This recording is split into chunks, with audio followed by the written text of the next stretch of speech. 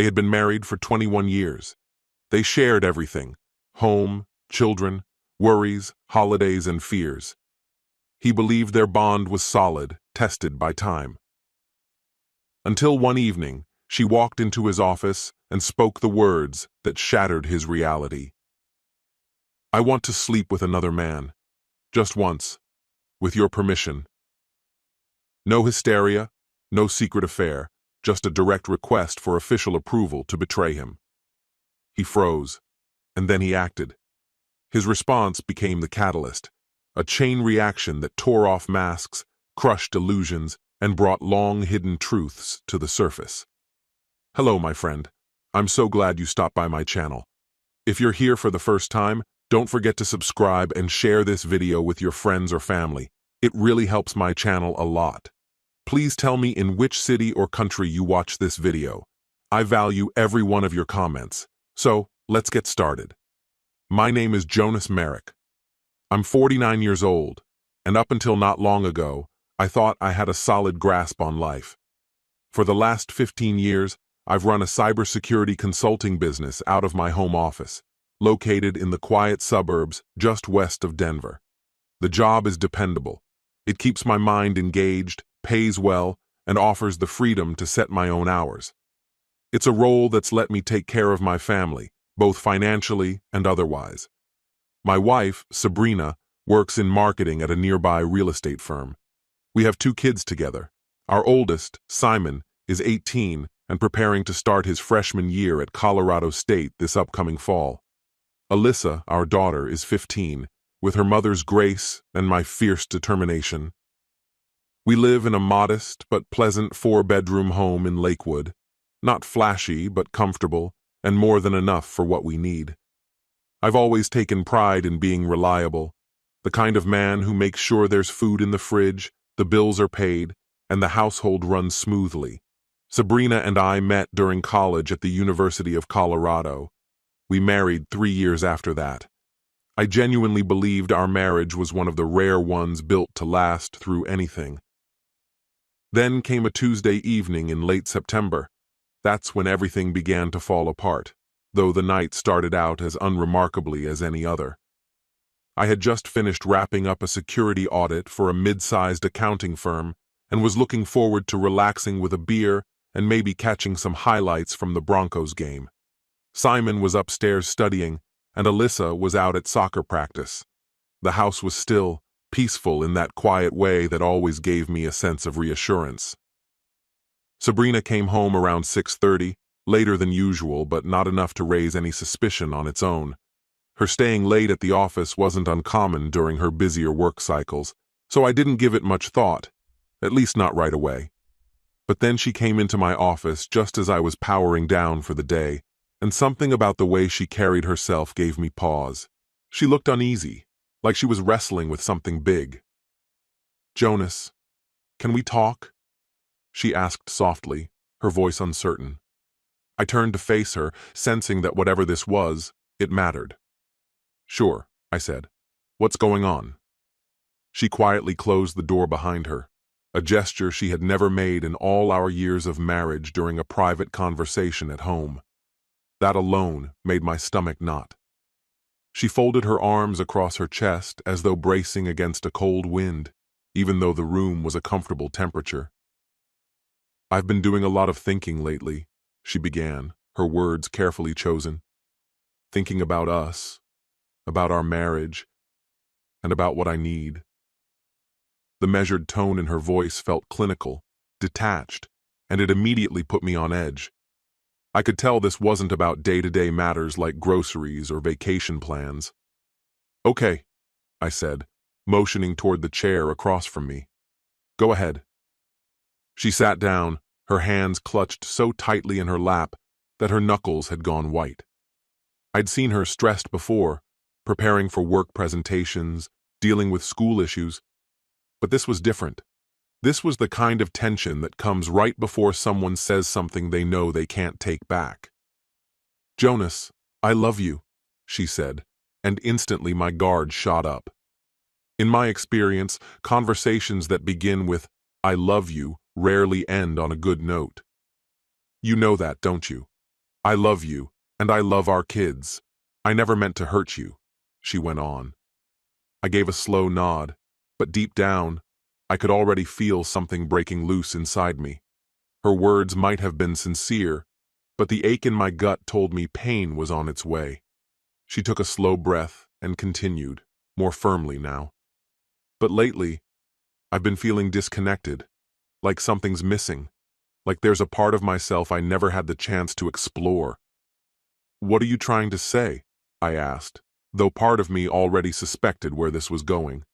She took in a long breath, the kind of breath people take before walking off a ledge. There have only been two people I've ever been with, romantically, she said at last. You and Tommy Rodriguez from high school. That's it. She paused, then pushed forward. And I keep thinking about what it would be like to be with someone new. Just once. Just to experience it. The force of her words hit me like a gut punch. I felt winded, as if all the oxygen had been sucked from the room. My chest tightened, my heart thudding like it was trapped under steel. Are you saying? I began, but couldn't bring myself to finish.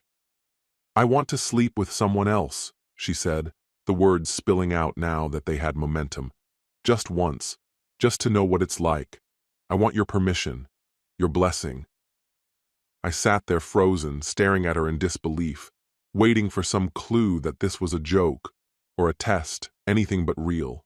But she just looked back at me, those familiar brown eyes, the same eyes that once drew me in during a college computer science class, now filled with steady resolve. You're asking me to let you be unfaithful, I said slowly, needing to hear the truth spoken aloud. It wouldn't be cheating if you agreed to it, she said quickly, her voice taut with urgency. It would be an experience, a chance to discover something I never had before we got married. I pushed my chair back and stood up sharply. The chair skidded across the floor and banged into the wall behind me. Are you out of your mind, Sabrina? I barked, my voice slicing through the silence like a blade. Do you even realize what you're saying? She flinched at the harshness of my tone, but didn't back down. I'm asking my husband to understand that I have needs too, that maybe, for once, I could do something purely for me. For you? I echoed, my disbelief palpable. What happened to our promises? To forsaking all others? What about everything we've built over the last 21 years?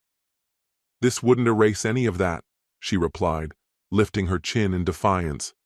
It would be just one night, Jonas. A single moment.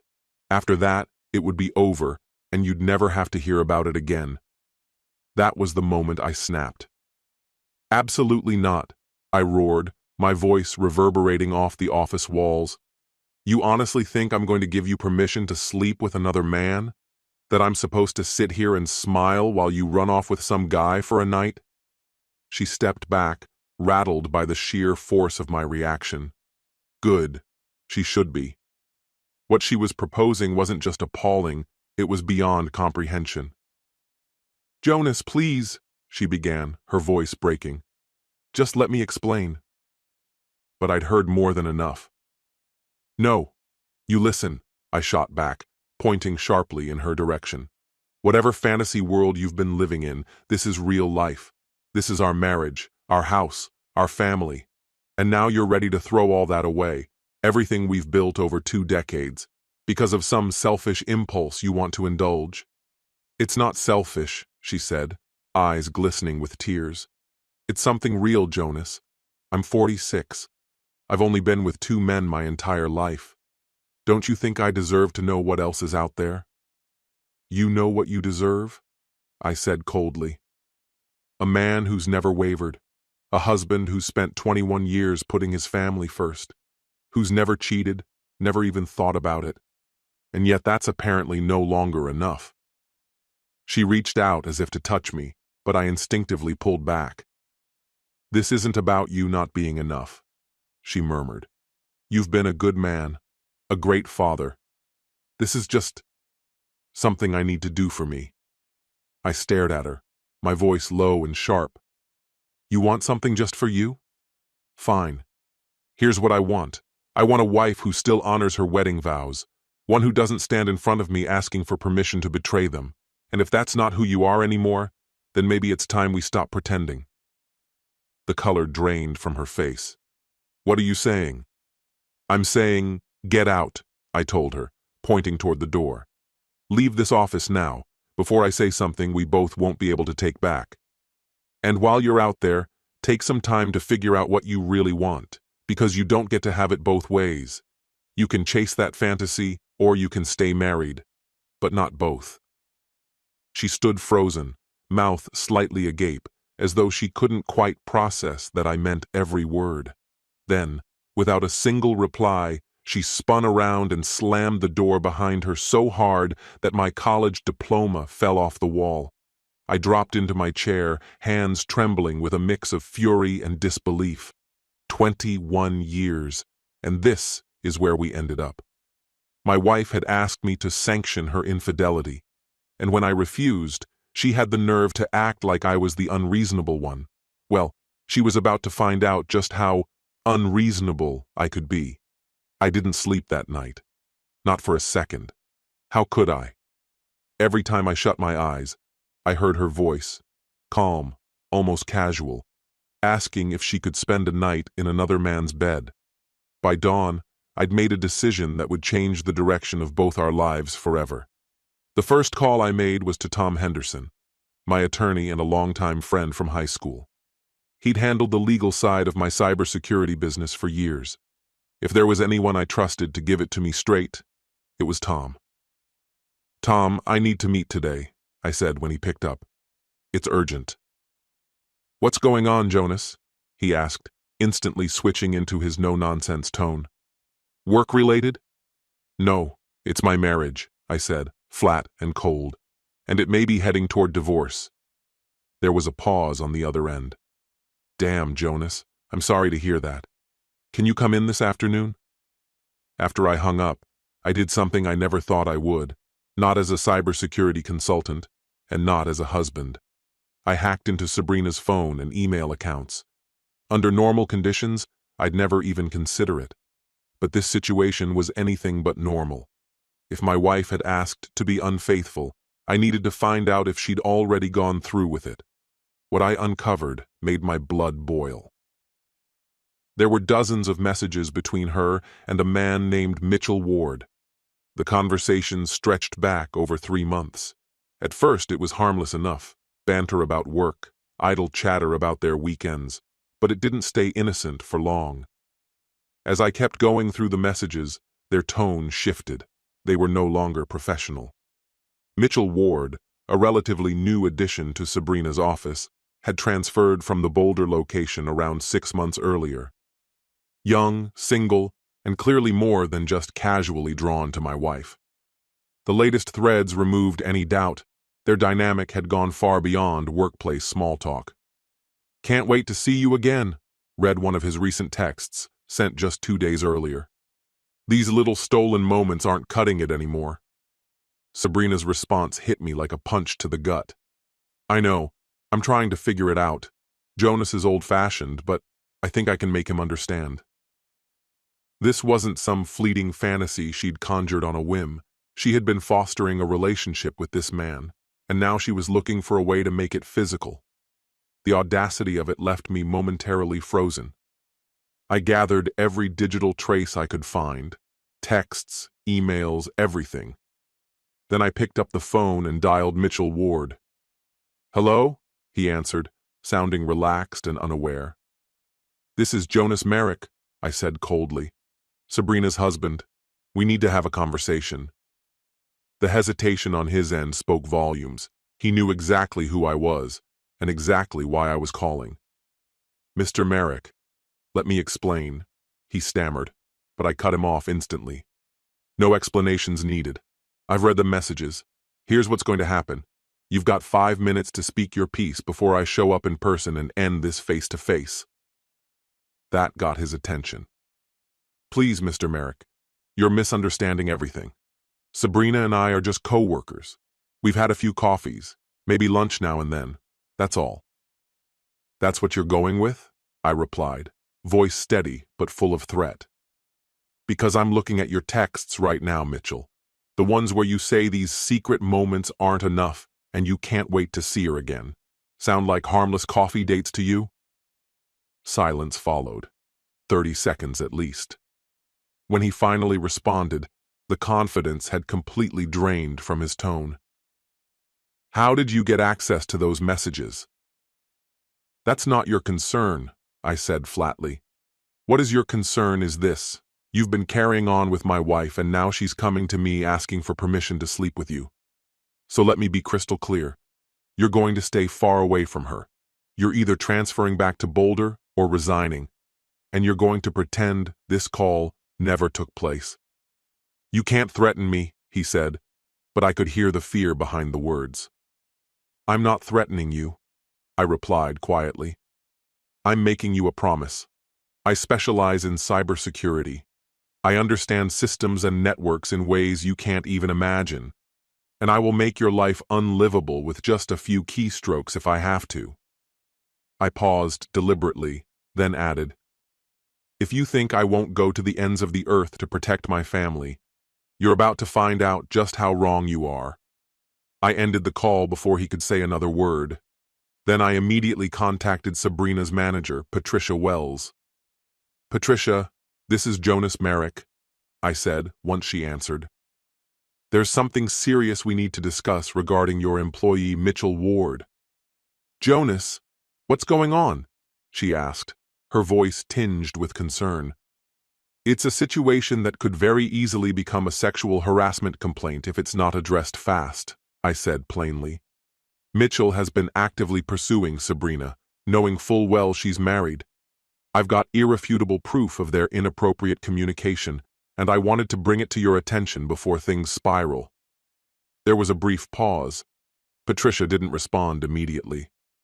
Jonas, I had no idea. Can you send me what you found? It'll be in your inbox within the hour, I assured her. And to be clear, this isn't about blaming your company, but Mitchell is a liability. If this continues unchecked, he's going to wreck a lot more than just my marriage. After hanging up, I got in my car and drove straight to the office of my attorney, Tom Henderson. When I handed him the printed stack of documents, his expression darkened. This is serious, he muttered, flipping through the pages. She's been laying the groundwork for this for some time. What's your next move? I want divorce papers drafted immediately, I said without hesitation. I want full custody, a fair split of the assets, everything in writing. And Tom, he met my eyes. I want her served at the office, in front of all her colleagues. Tom raised an eyebrow. That's going to cause a scene, public embarrassment. I'm counting on it, I replied, my voice like stone. Good, I replied coldly. Maybe she should have thought about the consequences before she wrecked our marriage. It had been 3 days since my confrontation with Mitchell Ward. I was working upstairs in my home office when I heard the front door open. It was Alyssa, unexpectedly early. Her soccer practice was supposed to last another hour, so I headed downstairs to see why she'd come home. In the kitchen, I found her standing stiffly by the counter, her face pale and her hands shaking. Sabrina's laptop sat open in front of her. When she noticed me, her voice came out as a fragile whisper. Dad, you need to see this. I stepped closer and looked at the screen. Sabrina's email account was still open, and Alyssa had inadvertently uncovered a message thread between her and Mitchell Ward.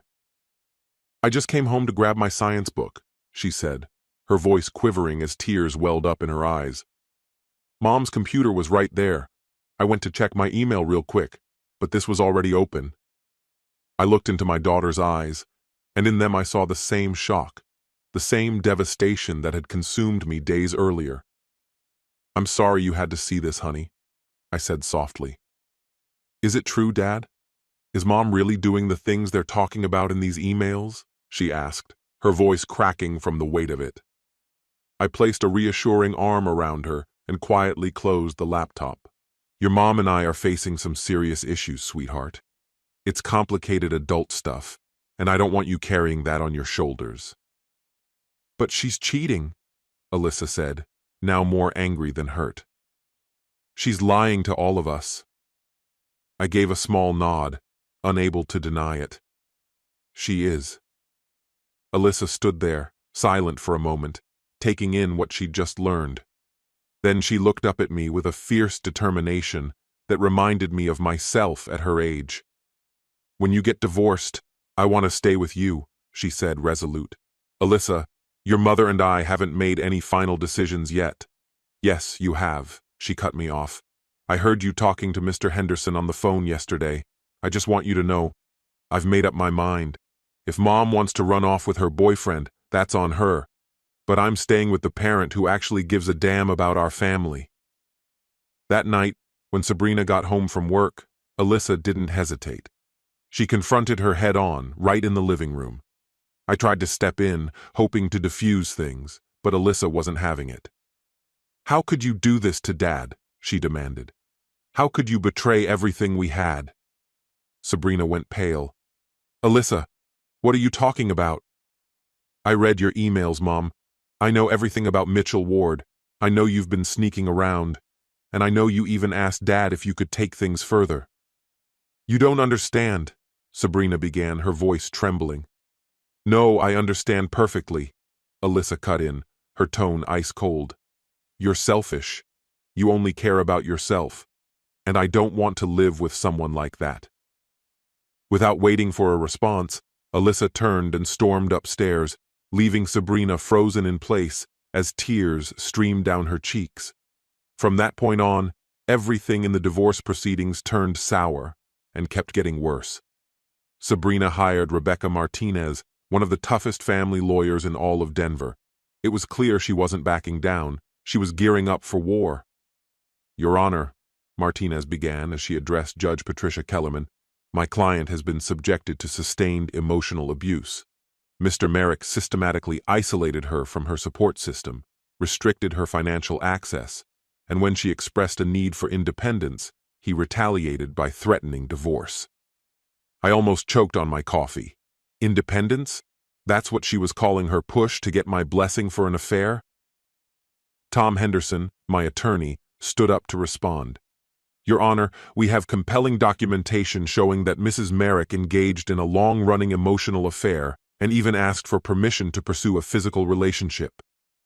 That's purely speculative, Martinez snapped.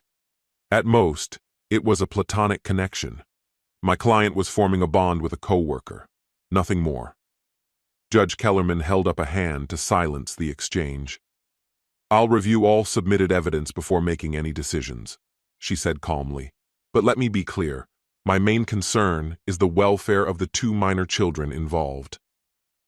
Then, Sabrina made her biggest mistake.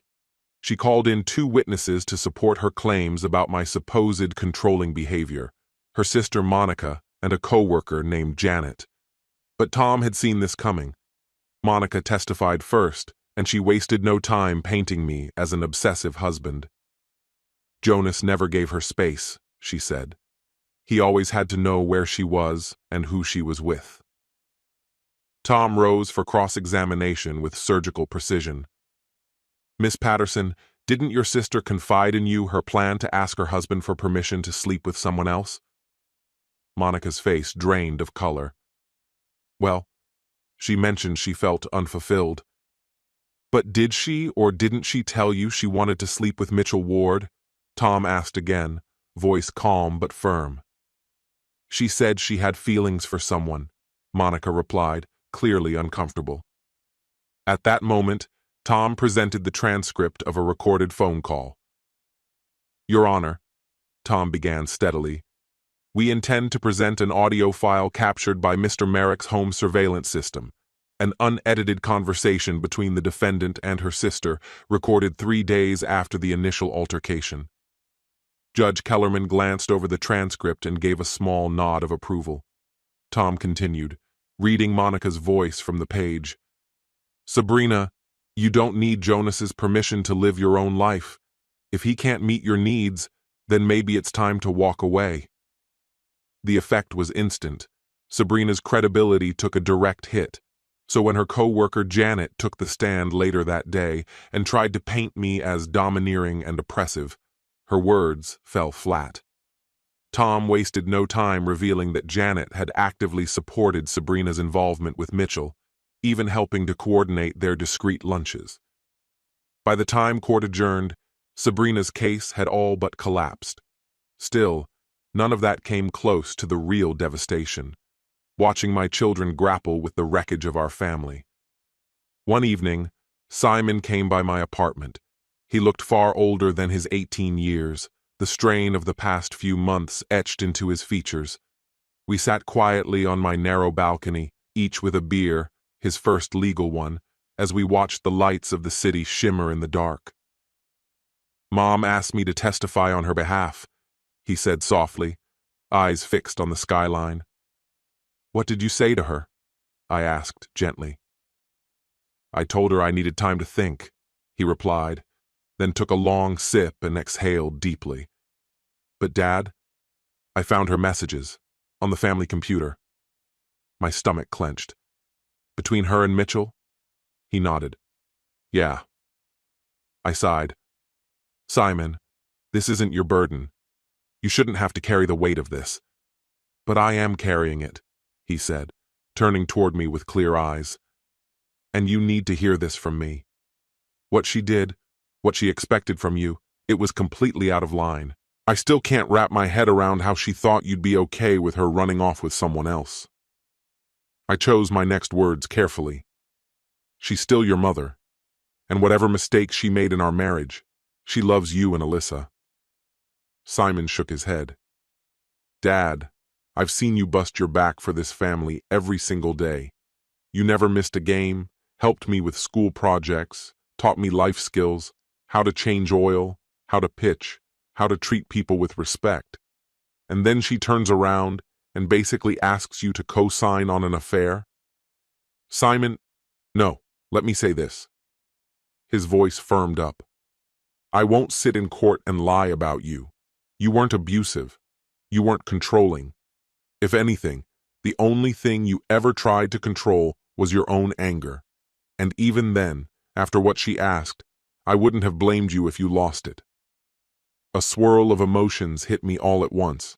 Gratitude, sorrow, pride. My son had matured in the midst of chaos, and somehow managed to hold on to his integrity. "I've been thinking," he continued. "Maybe I should take a year off, stay back, help out with Alyssa." I shook my head immediately. "No, you're going to CSU just like we planned. Whatever's going on between your mother and me, it won't throw your future off course." He nodded, understanding, and finished his beer before adding, "One more thing. Mom's been trying to get me and Alyssa to call Mitchell Uncle Mitchell now." A flash of rage shot through me. "She said what?" "She even brought him to dinner at Grandma's place," he said, his voice bitter. "I told her if she wanted us to call him that, she better explain why uncles send married women messages about stolen moments." His jaw clenched. She grounded me for being disrespectful. I reached across and placed a firm hand on his shoulder. "You have no idea how proud I am of you. You've shown more maturity through all this than many grown men ever could." He gave me a faint smile. "You were my model, Dad. You never quit on us." 2 months after the divorce was finalized, I honestly believed the worst had passed. I couldn't have been more wrong. Sabrina had moved in with Mitchell by then, but it didn't take long to see that the fantasy she had chased was already fraying at the edges. Apparently, asking your husband's blessing to cheat doesn't magically turn betrayal into a romantic fairy tale. As for me, I was slowly putting my life back together, bit by bit. Simon had started college and was thriving. He called me every Sunday, without fail. Alyssa had decided to live with me during the week and spent weekends with her mother. My cybersecurity firm was booming. Word of what I'd been through had circulated, and several male clients, some of them business owners, had reached out, saying they respected how I'd handled the fallout. Then Sabrina made one final move. That evening, I was out having dinner with Lisa Shawn, a software developer I'd met through a client. We'd been dating casually for about 6 weeks, taking things slow. Lisa was brilliant, composed, and refreshingly honest about what she wanted in life. We were enjoying dinner at her favorite Thai restaurant when my phone buzzed with a text from an unknown number. Attached were photos, Lisa and I leaving her apartment earlier that morning. The caption read, "Hope your new girlfriend's enjoying herself. Let's see how she reacts when she finds out about your violent outbursts and controlling tendencies." I passed the phone to Lisa. Her face went pale as she read, "Jonas, who would do something like this?" "My ex-wife," I said in a measured, icy tone, "is doing everything she can to drive a wedge between us." Over the next 3 days, Sabrina unleashed a calculated assault on my character, determined to destroy both my image and my budding relationship with Lisa. She fabricated bogus online profiles to circulate defamatory posts, falsely painting me as manipulative and abusive. Then, she escalated further, calling Lisa's workplace from blocked numbers, pretending I was some kind of stalker. She even loitered outside Lisa's apartment building, clearly aiming for a manufactured chance meeting. But Sabrina had miscalculated in one crucial way. She underestimated the resolve of the woman I was dating. Lisa didn't scare easily. Instead of retreating, she phoned me after each unsettling incident. "Jonas," she said calmly one afternoon, "your ex tried to corner me in the parking garage. She claimed you were dangerous and said I should cut ties with you, for my own safety." I asked her, "What did you say back?" Her answer came without hesitation. "I told her that in the 6 weeks we've been seeing each other, you've been nothing but respectful and decent. And I told her any woman desperate enough to sabotage her ex's happiness clearly didn't value what she had." Her voice never wavered. "I also told her if she contacts me again, I'll be filing a police report." That night, I knew I had to act. I contacted Tom Henderson and asked him to prepare a formal cease and desist letter, warning of legal consequences if Sabrina continued to harass Lisa or spread malicious falsehoods about me. The threats stopped immediately. Apparently, her new lawyer had finally explained the legal gravity of stalking and defamation. A week later, Simon told me Sabrina and Mitchell had broken up. The excitement of their affair had never matured into anything meaningful. One was entangled in a contentious divorce, and the other had a reputation for cheating and avoiding commitment. It turns out, justice has its own timing. It's been 3 years since that night Sabrina stood in our home and asked for my blessing to betray our marriage.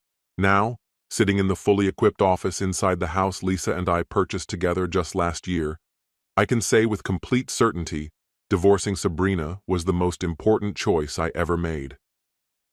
Lisa and I married a year and a half ago in a quiet ceremony, surrounded by my children, her relatives, and a few close friends. Simon was the one who walked Lisa down the aisle. He'd grown to genuinely care for the woman who helped me find my footing again. Alyssa served as maid of honor, proudly telling everyone that Lisa had become the maternal figure she'd always longed for. My cybersecurity firm has flourished beyond what I could have predicted. We now have a team of 12 and serve clients across 3 states. Ironically, my refusal to compromise on principles has enhanced my reputation. Turns out, in the business world, integrity earns respect. Simon recently earned his degree in computer engineering from Colorado State and now works alongside me. He's already making an impact in network security and helping us land major contracts. Alyssa, now 18, is gearing up to start college this fall. She's studying business administration and already talking about one day joining the company. Sabrina, meanwhile, has lived through yet another failed marriage. After splitting from Mitchell, she dated a personal trainer, then married a divorced accountant she met through a dating app. That marriage lasted just 8 months. According to Simon, she's now dating a bartender 20 years younger than her and talking about spiritual journeys and discovering her true self. I don't harbor hatred for her, but I feel no sympathy either. She made her decisions, and those decisions carried consequences. Just then, Lisa enters my office carrying 2 mugs of coffee. She's wearing one of my old college t-shirts, her hair tousled, her smile easy and warm. At 38, she radiates both beauty and brilliance, and she's deeply committed to the life we've built together. She knows everything, my regrets, my scars, the betrayal, and chose to love me anyway. "Burning the midnight oil again?" she asks, setting a mug on my desk and easing down on the arm of my chair. "Just reviewing the Henderson Industries proposal," I tell her, gently pulling her onto my lap. "If it goes through, we're looking at a $2,000 deal." She leans in and kisses my forehead. "We'll land it," she says confidently. "You always do." That's the difference. Lisa believes in me. She backs my goals, never resents my success, never asks me to tone down my drive to make herself feel bigger. She's my partner in every sense of the word. Sometimes I wonder, what if I'd agreed to Sabrina's request that night? What if I'd allowed her to have that one night with Mitchell? Could our marriage have been saved? The answer is simple: absolutely not. A woman who seeks approval to cheat never truly understood fidelity in the first place. And I'm grateful I saw that clearly before I wasted another minute. My name is Jonas Merrick. I'm 52 years old, and I've anchored my life in the belief that a man's word should mean something. When I vowed, "Till death do us part," I meant it. When Sabrina didn't, I found the courage to walk away, and I've never looked back. This story has come to an end. What's your opinion? Share it in the comments, my friend. And if you like this story, check out other exciting videos on my channel. I'll say goodbye until the next video. See you.